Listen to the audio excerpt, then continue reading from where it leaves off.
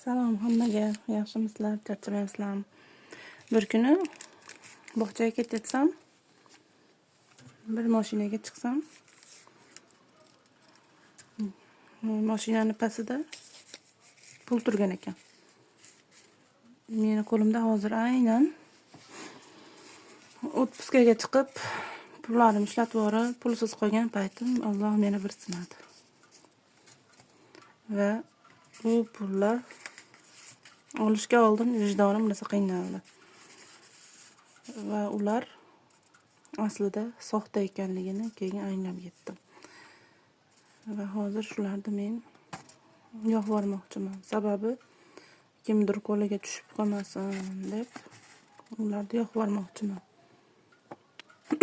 Xuddi rostakamdek ishlab chiqaribdi mana. Lekin bu soxta. Juda ham ajoyib. Alloh o'zi kechirsin.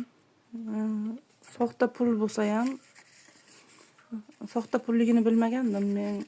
Shu pulni olganim uchun Allohdan juda ham uyatdim. Bularni bilgunicha qo'limda pulim qolmagandi deb bahona qilib olganim uchun juda ham uyatda qoldim.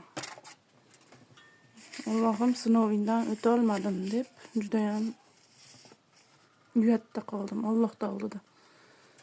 Lekin men bu pulni ishlatib olib, masalan, qo'limga pul tushganda albatta qaytaraman. Kimgadir yaxshilik qilib, ehson qilib qaytaraman deb degan nimada olgandim. Sizlarda ham shunaqa voqealar bo'lib turganmi? Haligi Abdullajondan bo'lib, o'zimni ham pulimni yo'q bormay deb ajratib oldim. Sizlarga haqiqiysi bilan nimasini ko'rsatmadim. Mana bular hammasi soxta. Shunaqa qilib tugadi. E'tiborlar uchun rahmat.